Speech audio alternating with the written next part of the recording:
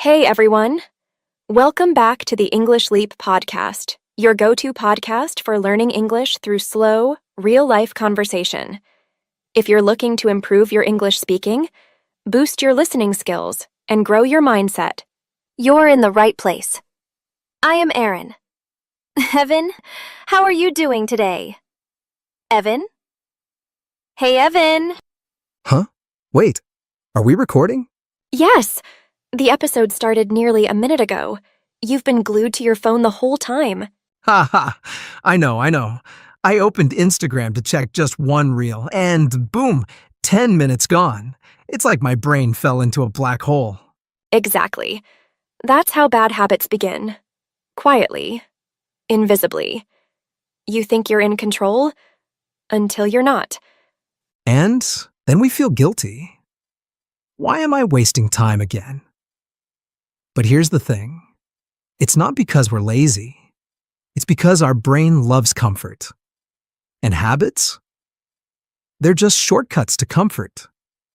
Whether it's skipping workouts, procrastinating on English practice, or checking your phone every 5 seconds, we've all been there. That's why today's episode is so important.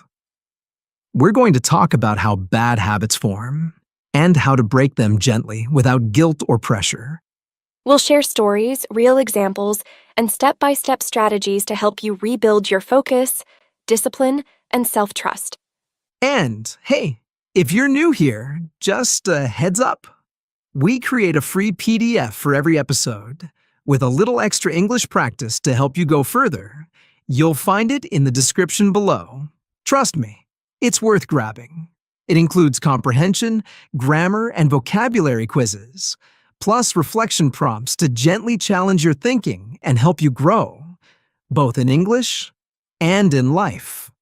Also, stick around till the end. After our main conversation, Crystal will join you for a calm, clear vocabulary breakdown. She'll explain all the important words and phrases from today's episode, slowly and gently, so you don't miss a thing. So, whether you're struggling with phone addiction, overeating, overthinking, or just falling behind on your goals, This episode will help you understand what's happening inside your mind, and more importantly, how to take back control. all right, I've officially put my phone down. Let's talk habits, healing, and how to take your power back. Yeah, let's jump in. All right, so here's the truth. Bad habits don't start with a big warning sign. They don't knock on your door and say, "Hey, I'm here to ruin your productivity." They sneak in quietly, almost invisibly. Like that one innocent reel you watched last night? Haha, exactly. One reel becomes 10. One skipped workout becomes 2 weeks. One skipped English practice becomes, well, let's not talk about it. But that's the thing. Bad habits start small, like a tiny leak in a bucket. You don't notice it at first. And then suddenly, the bucket is empty. And we blame ourselves. We say, ugh, I'm so lazy. But what if it's not laziness? What if it's just an old loop playing again? Because, let's be honest, our brains love loops, especially the easy ones. So if we want to break the bad habits, we first need to understand our brain, what it loves, and what it avoids. That brings us to something powerful. Your brain loves patterns, even the unhelpful ones. Yes, it's like your brain has this favorite walking path. And every time you follow it, it gets deeper, more automatic. Whether it's biting your nails, doom scrolling, or skipping English shadowing, your brain just says, "Oh, this feels familiar. Let's do it again." And the longer we walk that path, the harder it feels to get out. Not because we're weak, but because the trail is already built. But here's the good news. You can build a new one. Totally. Think of it like carving a new trail through thick jungle. The first few days? It's tiring. But slowly, the grass bends, the dirt softens, You're training your brain to prefer the new path. Micro tip for English learners: pick one English sentence, any short one from this podcast, and say it out loud every morning. Same sentence, every day. That repetition builds your new trail. And before you know it, speaking feels natural again. Yeah. Repetition isn't boring. It's powerful. It tells your brain, this matters. Exactly. And when your brain believes something matters, it starts building space for it. But here's the thing. The solution isn't just stop the bad habit.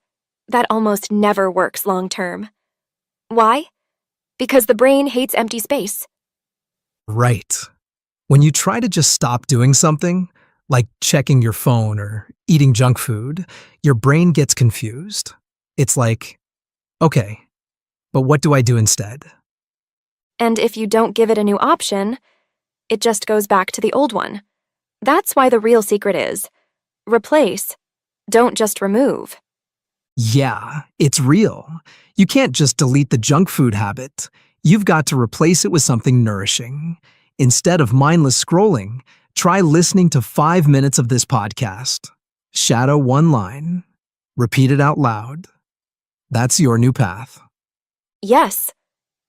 For example, instead of just saying, I won't check Instagram after dinner, say, after dinner, I'll listen to 3 minutes of a English Leap podcast.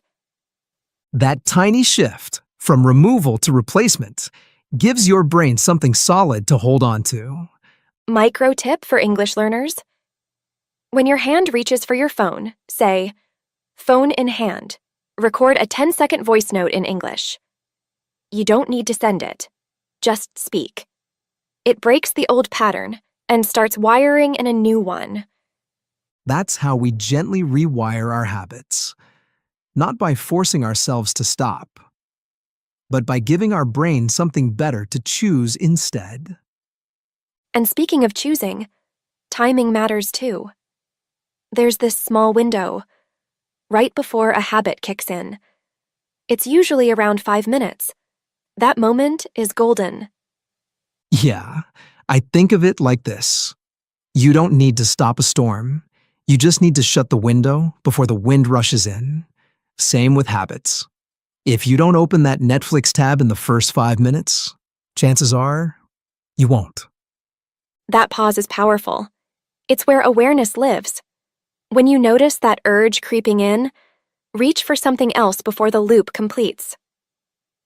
Micro tip for English learners. As soon as you sit down after work and feel that scroll urge, say this phrase out loud. Just 5 minutes. I'll stop after that. Then press play on any English Leap episode. It's low pressure, but it plants a seed. And here's the secret. Most of the time, you won't stop after 5. Because momentum works both ways. Just getting started, even for a few minutes, can shift your whole energy. Yeah. And when that shift happens, it's important to notice it, to celebrate it. That brings us to something most people forget. Track progress, not perfection. Yes. Too many people give up because they missed one day. But think of it like building a wall. You don't need to finish the blueprint in one go. Just lay one brick today. One brick doesn't look like much. But day after day, you're creating something real. That's why we say, celebrate streaks, not slips. For English learners, maybe you practiced for 3 days but forgot on the 4th. Don't focus on the miss.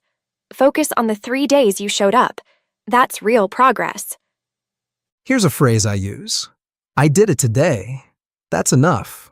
Write it on a sticky note or make it your phone wallpaper. It rewires your relationship with consistency. And remember, small wins compound. Always.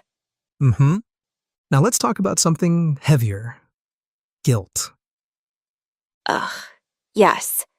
Guilt can feel like carrying a wet blanket. It slows us down, drains us, and keeps us stuck in the same loop. But here's the shift. Instead of saying, I failed again, try, that habit came back. Why? That small question brings light into the room. Guilt judges, awareness notices, and when you notice, you can choose. Without shame. English tip here? When you feel like you messed up, don't say, I'm bad at this. Say, I'm noticing a pattern, and that means I'm learning. It's such a kind, powerful reframe. Because the truth is, learning anything, including English, requires falling down. That's how we build strength. Not through perfect days, but through kind reflection. And finally, the deepest habit shifter of them all, identity. Exactly. Habits don't just come from motivation. They grow from identity soil. What you believe about yourself becomes your behavior. So instead of saying, I want to stop procrastinating, try, I'm becoming someone who shows up. That small shift plants a powerful root. For our English learners, don't just say, I want to speak better English. Say, I'm the kind of person who practices, even when it's hard. That's powerful, because now you're not chasing a skill.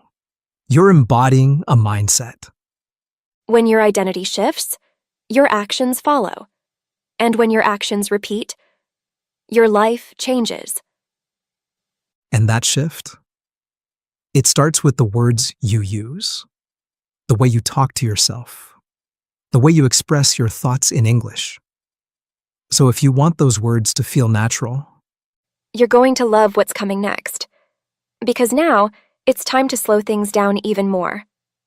our friend Crystal is here with a calm, clear vocabulary breakdown, where she'll walk you through the most important words and expressions from today's episode.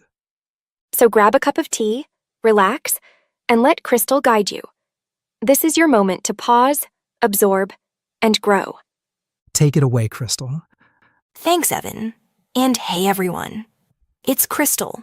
Welcome to your vocabulary breakdown. Let's slow things down and look at some powerful words from today's episode. I'll explain each word gently so you can understand, repeat, and remember them. Take a breath and let's begin. Addiction. Addiction means a strong, hard-to-control habit, usually something that feels good at first, but hurts you over time. Example: phone addiction makes it hard to focus on real life.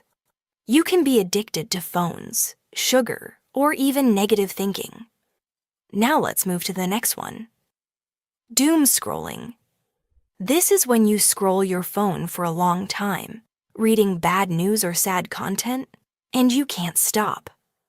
Example: I didn't mean to, but I spent 40 minutes doom scrolling last night. It's called doom scrolling because it leaves you feeling worse, not better. Let's look at another one. Carve. To carve means to slowly cut or shape something. We often say, carve a new path, meaning create a new habit or routine. Example: she's carving a new morning routine with English practice. All right, next word. Trail. A trail is a small path, usually in a forest or field. In today's episode, it was used as a metaphor for the patterns your brain follows. Example: if you walk the same trail every day, it becomes easy. Same with your habits, good or bad. Now, moving along. Nourishing.